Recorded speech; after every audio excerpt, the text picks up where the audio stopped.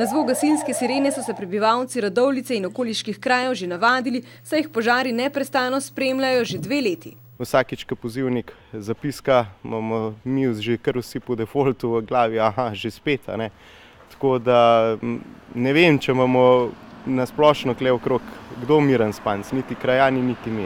Policisti so na radovljiškem območju lani obravnavali 17, letos pa 12 sumov potaknjenih požarov. Moj ati ima dovolj vrt in v glavnem ga tudi skrbi, da mu kdo požgal. Tam je tista hiša, tisti dan takrat pogoril, zdaj spet tale hiša tamle. Zdaj to res rato malo preveč, že. A vseh požarov ne smemo metati v isti koš. 3 požari ta teden in množični požari vrtnih lop naj ne bi bili povezani. Samo v letošnjem in lanskem letu je na okolici Radovljice zagorelo že več kot 20 vrtnih lop. 5 požigov je policistom uspelo dokazati 22-letnemu prostovoljnemu gasilcu iz okolice Radovljice.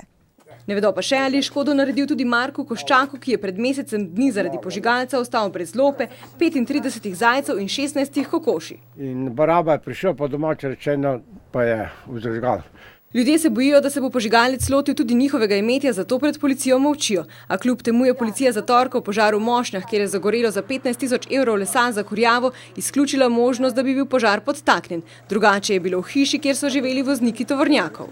Na Boštjanovi ulici v Lesah je pa zagorelo v četrtek zgodaj zjutraj. Kriminalisti so enako opravili ogled in ugotovili, da pa obstaja sum, da bo požar podtaknjen. Domnevni požigalec je povzročil za 40 000 evrov škode, za kar je zagroženih od 5 do 8 let zapora.